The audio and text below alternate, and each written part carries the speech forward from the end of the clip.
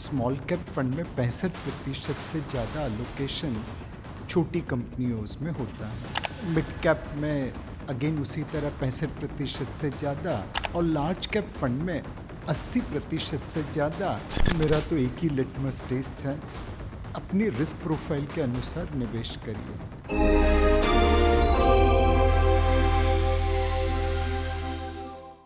Hello and welcome. मैं हूं आपके साथ आस्था और स्वागत है आपका हमारे शो सीखो पैसों की भाषा में।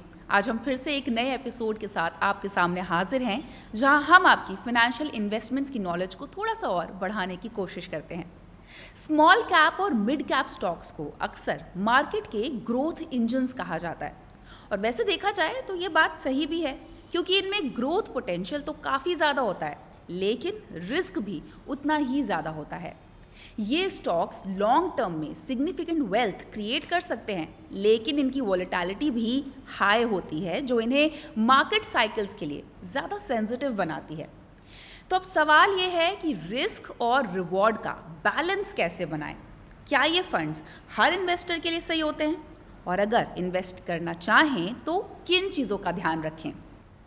आज इन सब सवालों के जवाब देने के लिए हमारे साथ हैं कोटक म्यूचुअल फंड के एमडी मिस्टर नीलेश शाह जी, जो हमें गाइड करेंगे स्मॉल कैप और मिड कैप फंड्स के मज़ेदार और चैलेंजिंग वर्ल्ड में। तो चलिए शुरू करते हैं। नीलेश जी, बहुत बहुत स्वागत है आपका। Thank you Aastha. सर, सबसे पहले सबसे बेसिक और इजी सवाल के साथ शुरुआत करूंगी कि स्मॉल कैप और मिड कैप फंड्स होते क्या हैं बेसिकली, और खासकर जो लार्ज कैप फंड्स होते हैं ये उनसे किस तरह अलग होते हैं? जैसा नाम दिखाता है बिल्कुल वैसा ही पोर्टफोलियो होता है। स्मॉल कैप फंड में 65% से ज़्यादा अलोकेशन छोटी कंपनियों में होता है। मिड कैप में अगेन उसी तरह 65% से ज़्यादा मिड साइज्ड कंपनीज में होता है, और लार्ज कैप फंड में 80% से ज़्यादा लार्ज कैप स्टॉक्स में देते हैं। जैसा हमारे जीवन काल में होता है, बच्चे छोटे होते हैं, फिर एडल्संट्स बनते हैं, फिर एडल्ट बनते हैं, वैसे ही कॉर्पोरेट लाइफ में है। कंपनियां छोटी होती है बच्चे जैसी, तो उन्हें स्मॉल कैप कहते हैं। नटखट रहते हैं, गिरते रहते हैं, पढ़ते रहते हैं। फिर एडल्संट्स बन जाते हैं तो उन्हें मिड कैप कहते हैं, और जब एडल्ट बन जाए तो हम उन्हें लार्ज कैप कहते हैं। तो जिस तरह आपने बच्चों का एग्जाम्पल दिया, कहते हैं कि अभी तो बचपन है, अभी तो इजी स्टेज है, क्या उसी तरह इसमें भी डिफ़िकल्टी लेवल थोड़ा बढ़ता जाता है? आप ऐसे देखिए कि अगर बच्चे को चलना है तो वो कई बार गिरेगा और फिर चलना सीख जाएगा। स्मॉल कैप स्टॉक्स में भी वैसा ही होता है। बिजनेस चालू करते हैं, कई बार गिर जाते हैं, इसीलिए वॉलेटिलिटी ज़्यादा रहती है। एडल्संस है, चलना सीख गया है, बट अभी भी उनमें जवानी का जोश है, तो जहाँ नहीं दौड़ना चाहिए वहाँ पे भी दौड़ने जाते हैं, तो कई बार ठोकरें लगती रहती हैं। वो मिड कैप कंपनी है। Large cap company marathon runner की तरह है, धीरे धीरे दौड़ते हैं बट दौड़ते ही रहते हैं। कम्स विद इन एक्सपीरियंस है। एब्सोल्युटली। सो अगर मैं आपसे पूछूं कि किस तरह के इन्वेस्टर्स के लिए ये वाले फंड्स ठीक होते हैं, क्या इवन फर्स्ट टाइम जो इन्वेस्टर्स होते हैं वो भी इन्हें कंसिडर कर सकते हैं?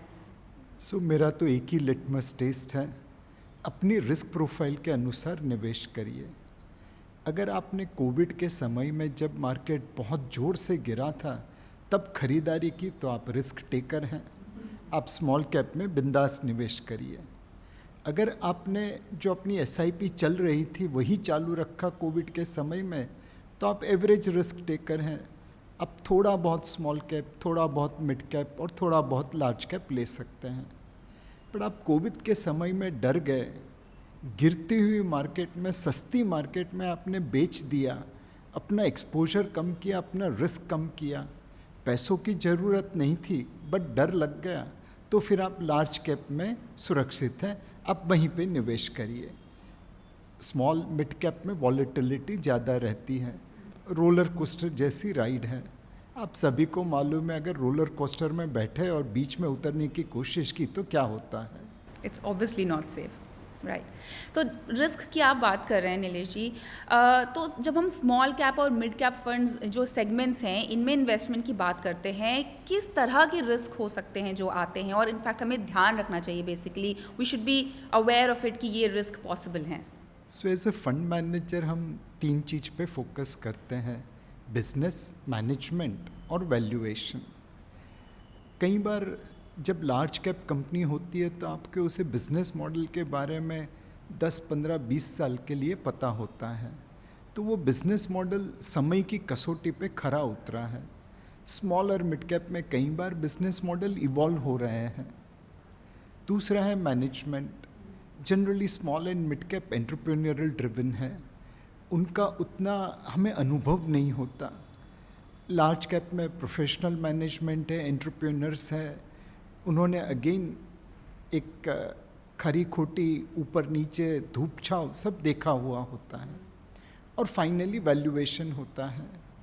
कई बार स्मॉल एंड मिड कैप में ग्रोथ बहुत अच्छा होने की वजह से अनाप शनाप वैल्यूएशन होते हैं। तो जब भी आप किसी भी स्टॉक में निवेश करें, चाहे स्मॉल हो, मिड हो, लार्ज हो, अच्छे बिजनेस को चुनिए, अच्छे मैनेजर को चुनिए और अच्छे दाम पे खरीदिए। बोलना बहुत आसान है, करने में जान निकल जाती है। बिल्कुल। लेकिन सर, आपका इतना एक्सपीरियंस है, आपने मार्केट को इतनी क्लोजली देखा भी है, तो क्या आप अपने कुछ ऐसे एग्जांपल्स या एक्सपीरियंसेस शेयर कर सकते हैं जहां स्मॉल कैप और मिड कैप फंड्स ने 5 से 10 सालों के बीच में अच्छे स्ट्रॉन्ग परफॉर्मेंस दी हो? स्मॉल एंड मिड कैप की एक साइकिल होती है। कई बार वो लार्ज कैप से नीचे रहते हैं वैल्यूएशन में और परफॉर्मेंस में, कई बार लार्ज कैप के ऊपर रहते हैं। जो पिछले 5 साल का समय काल है उसमें स्मॉल एंड मिड कैप ने लार्ज कैप के ज़्यादातर ऊपर वैल्यूएशन और परफॉर्मेंस रखा है। इस वजह से आप पिछले 3 साल, 5 साल, 10 साल, 15 साल, 20 साल का स्मॉल एंड मिड कैप का परफॉर्मेंस देखे तो बहुत अच्छा लगता है, लार्ज कैप से भी अच्छा लगता है। बट इस रोलर कोस्टर राइड में आप शुरुआत और अंत देख रहे हैं, बीच की जर्नी कोई नहीं देख रहा।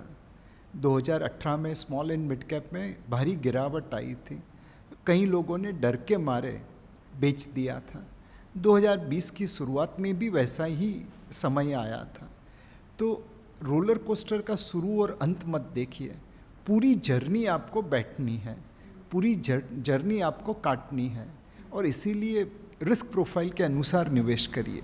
इसीलिए हम कहते हैं कि ये वॉलेटिलिटी की जो हम बात करते हैं कि जैसे आपने बोला पूरी जर्नी को समझना बेहतर है, उसके हिसाब से अपनी कैपेसिटी के हिसाब से आप इन्वेस्ट कर सकते हैं। बिल्कुल, आई थिंक जो हमारे व्यूअर्स आज ये देख रहे हैं, कुछ नया सीख रहे हैं, उनको समझ में आ रहा होगा कि स्मॉल कैप और मिड कैप फंड्स में क्या बेनिफिट्स हो सकते हैं, बशर्ते आप थोड़ा सा ध्यान रखें, संभल के चलें। बिल्कुल, thank you so much Nilesh sir, इतने प्रोफाउंड थॉट्स के लिए, इतनी अच्छी सिंपल एडवाइस के लिए। What I love the most is आप इतनी इंपॉर्टेंट गहरी बात इतने प्यार से समझा देते हैं, तो थोड़ा कॉन्फिडेंस आता होगा आई एम श्योर हमारे व्यूअर्स को।